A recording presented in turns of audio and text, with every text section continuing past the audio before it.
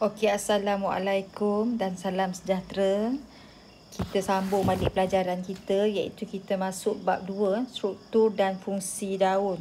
Buku teks muka surat 26. Okey. Kita tengok apa yang kita nak belajar dalam bab ni.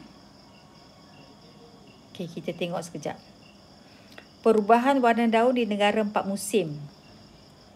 Warna daun bergantung pada molekul pigmen yang terdapat di dalamnya. Antara contoh pigmen adalah klorofil, karotinoid dengan antosianin. Tapi yang kita paling biasa klorofil lah. Klorofil iaitu pigmen yang berwarna hijau. Okey. Pigmen klorofil menyebabkan daun berwarna hijau. Di negara 4 musim, daun-daun kelihatan hijau pada musim panas disebabkan keamatan cahaya yang tinggi. Pada musim luruh dan musim sejuk, sesetengah tumbuhan berhenti menghasilkan klorofil. Okey, tak apa. Tengok boleh baca ni. Okey, kita tengok 2.1 iaitu struktur daun. Struktur daun yang depan-depan ni lebih banyak yang baca-baca ya. Awak boleh baca sendiri sebenarnya. Tapi tak apalah, kita baca sama-sama. Okey. Struktur daun. Okay. Daun adalah merupakan organ utama. Okay, daun adalah merupakan organ utama. Daun adalah merupakan organ utama tumbuhan. Organ utama tumbuhan. Kalau kata tumbuhan ni, kalau kata organ, contohnya daun, bunga, buah. Yang tu semua yang dikatakan organ lah. So, daun ni adalah organ utama tumbuhan yang menjalankan proses fotosintesis. Struktur daun kita dapat bahagikan kepada dua bahagian, struktur luar, struktur dalam. Kita nak fokus kepada daun. Okey, mula-mula sekali kita tengok struktur luar daun. Struktur luar daun. Okey. Secara amnya struktur luar daun kita boleh bahagikan kepada lamina dan petiol. Apa dia lamina dan petiol? Lamina. Okay, kalau kita tengok gambar rajah ni, lamina ni dia macam helaian. Lamina ni selalunya nipis. Laminate, nipis. Helaian. Ni lamina. Okey, lamina merupakan bahagian daun yang leper, nipis, rata dan berwarna hijau. Kan, daun kan selalu macam tu kan. Kenapa dia berbentuk leper? Kenapa dia lepir? Kenapa dia tak tebal? Lepir untuk menghasilkan permukaan yang luas. Supaya sel-sel yang dalam daun tadi ni terdedah kepada cahaya matahari yang maksimum. Sebab itulah lamina tu dia bentuk lepir. Dia ada sebab dia. Kenapa dia tak tebal? Lamina juga berbentuk nipis. Tadi lepir kan? Tadi lepir. Sekarang ni nipis. Bila dia nipis, gas-gas yang terlibat dalam fotosintesis mudah meresap masuk ke dalam. Okay. Bila dia nipis, gas yang terlibat dalam fotosintesis mudah meresap masuk. Gas apa? Gas karbon dioksida. Dan gas yang terhasil semasa fotosintesis mudah meresap keluar. Gas oksigen. Okey, settle. Petiol pula. Okey, lamina dah habis. Petiol. Petiol adalah tangkai daun. Ni petiol ni tangkai. Tangkai sebenarnya. Bahasa kita biasa tangkai lah. Tangkai daun yang menyambungkan lamina pada batang. Dialah yang menyambungkan lamina ni dengan batang. Petiol yang mengunjur ke dalam lamina membentuk urat-urat. Okey, macam ni. Ni petiol kan, menyambungkan daun dengan batang. Petiol yang mengunjur ke dalam lamina membentuk jaringan urat. Ni petiol yang duduk ke dalam daun. Kita panggil urat daun. Okey. Okey, yang tu saja. Senang je. Okey, struktur luar kita dah habis. Kita tengok pula struktur dalam lamina daun. Kita nak fokuskan kepada struktur dalam lamina daun. Okey. Kita tengok. Bagi kebanyakan tumbuhan, lamina daunnya tersusun supaya tidak bertindih. Dia dalam kalau kita tengok daripada atas, dia macam susunan bentuk mozaik. Dia tak bertindan. Tersusun supaya tidak bertindih. Kenapa dia tak bertindih? Dia macam selang-seli. Daun di atas tak tutup daun bawah. Daun di bawah tu dia akan selang. Dia berselang. Contohnya macam ni lah. Ni yang dikatakan berselang-seli ni.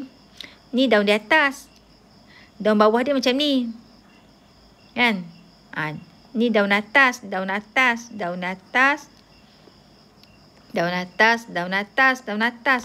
bawah dia berselang macam ni. Dia macam, dia tak bertindan. Dia tak duduk betul-betul bawah dengan, dia tak duduk betul-betul bawah daun atas. Dia bersilang. Yang ni bersilang kat sini. Yang ni bersilang kat sini. Yang ni kita kata ni bentuk macam ni. Nampak? Dia macam berselang-seli. Ni kita panggil susunan mozaik daun. Okey. Tidak bertindih. Kenapa tak bertindih? Untuk membolehkan daun menerima cahaya matahari yang optimum. Tujuannya tak lain untuk proses fotosintesis. Susunan ni kita panggil mozaik daun. Okey, sekarang ni kita nak kaji keratan rentas lamina daun. Kita ambil satu daun ni, bila kita potong lah macam ni, kita nak tengok keratan rentas daun. Okey, inilah keratan rentas daun apabila daun tu dipotong. Okey, kita boleh zoom kot dah. Okey, macam ni. Okey, kita perhatikan secara lebih detail. Lapisan yang paling atas meliputi permukaan daun. Yang lapisan paling atas kita panggil kutikel daun. Okey. Kemudian bawah kutikel kita ada satu lapisan sel yang kita panggil epidermis atas. Dia one layer saja. Okey. Kemudian bawah daripada epidermis atas kita ada sel yang agak macam panjang-panjang ni. Dia macam silinder, panjang-panjang dan dia rapat-rapat. Panjang-panjang dan rapat-rapat ni yang ni kita panggil mesofil palisad.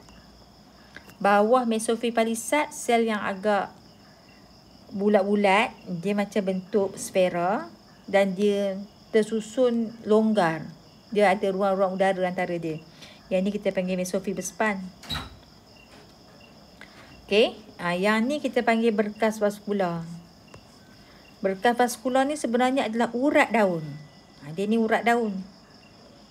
Urat daun. Kan?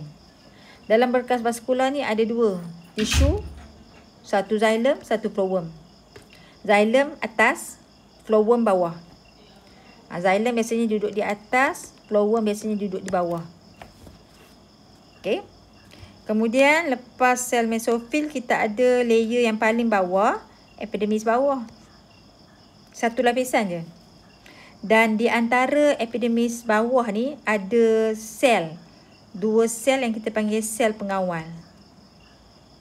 Sel pengawal. Di tengah-tengah sel pengawal tu ada liang seni, bukaan liang yang kita panggil stoma. Kamu tengok dah lapis apa? Struktur daun tu boleh labelkan. Dan lepas ni kita nak tengok fungsi setiap bahagian. Okey. Okey, kita tengok kutikel. Kita tengok satu-satu lah. Kutikel. Kutikel merupakan lapisan berlilin. Macam agak berlilin. Kalis air. Luk sinar. Yang melapisi bahagian atas, yang melapisi bahagian epidermis atas dan bawah. Atas dan bawah.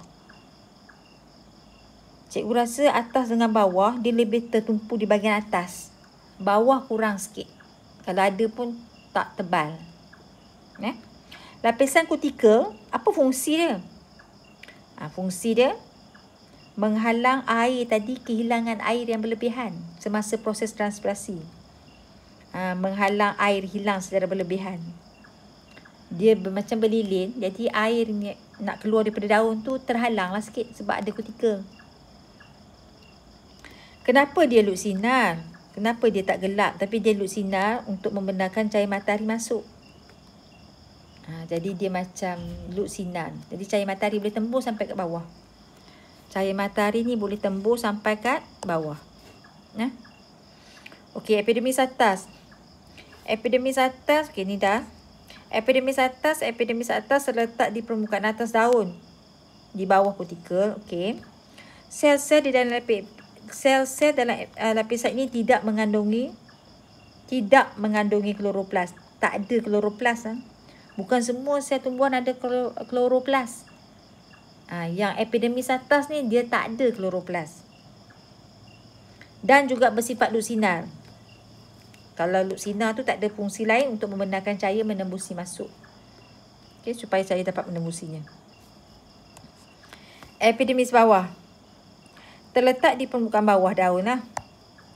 Dia mempunyai stoma. Okay, epidermis atas, kalau ada stoma pun tak banyak. Tapi yang bawah tu, banyak stoma. Stoma. Iaitu, terdiri daripada sepasang sel pengawal. Sel pengawal dibentuk macam ni. Kalau cikgu boleh lukis, dia macam bentuk kacang. Ni kalau kita tengok daripada bawah. Yang ni lah stoma.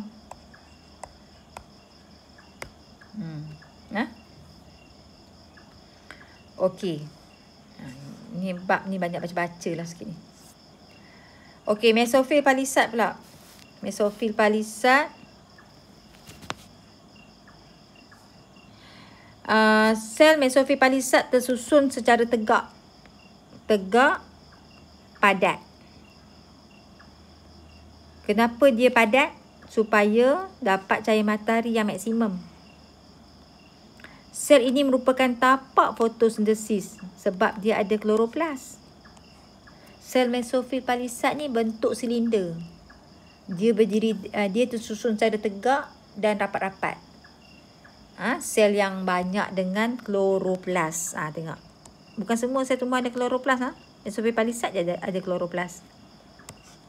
Mesofil berspan.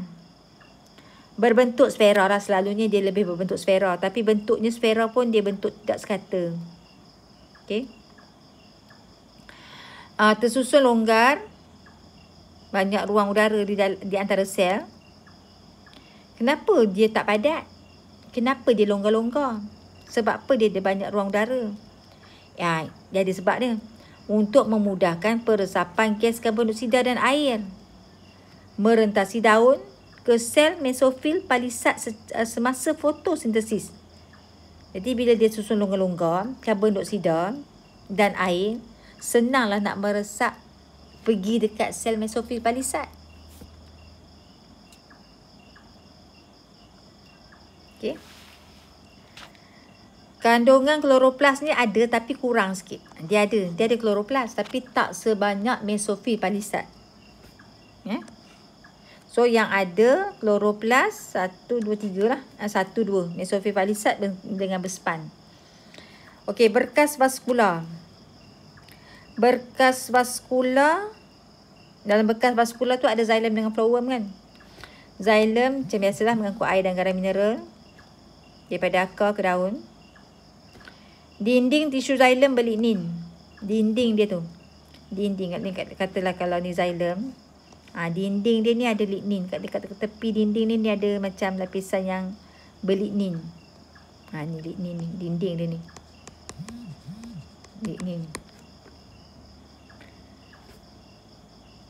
Untuk memberi sokongan dan kekuatan mekanikal kepada tumbuhan. Jadi bila ada lignin dia keras. Bila dia keras, xilem tu jadi lebih kuat.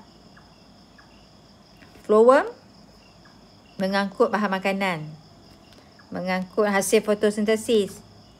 Mengangkut bahan organik apa-apa sajalah. Daripada daun ke bahagian lain tumbuhan. Okey. Banyak baca-baca lah sikit. Okey. Lepas tu, dah habis semua yang ni. Kita tengok pula praktis formatif 2.1. Okey, kita tengok. Okey, nombor 1. Nyatakan dua struktur luar daun Okey, yang ni boleh jawab. Senang sangat tadi. Apakah kepentingan kutikel pada daun? Pun kita dah bincang dah tadi.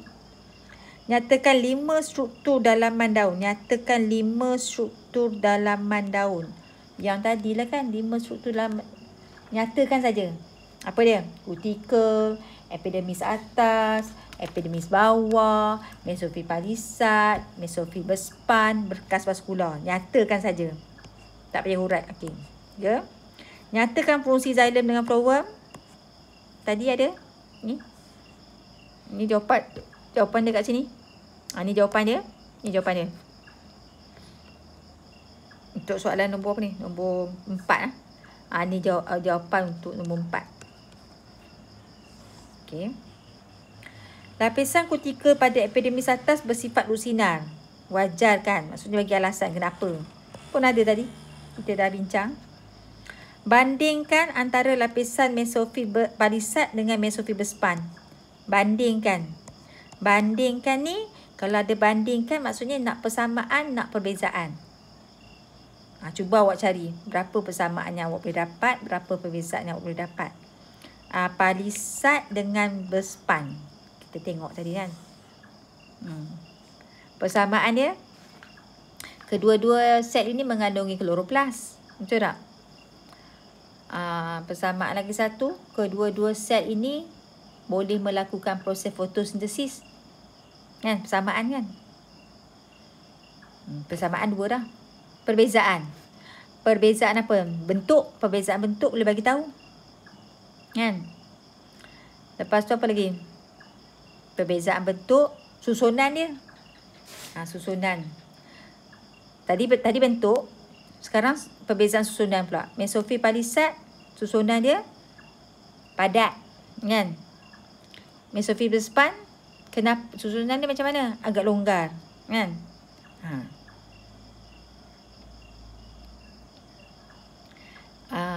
Okey. Lagi satu perbezaan. Mesofil palisad mempunyai banyak kloroplas. Mesofil berspan ada kloroplas tapi kurang. Pun boleh jadi perbezaan. Jadi kat sini awak tulis persamaan 2, perbezaan 3. Cikgu dah bincang lah. Okey. Jadi saya nak awak buatlah ni latihan praktis formatif 2 tahun ni. Buat latihan. Buat latihan ini.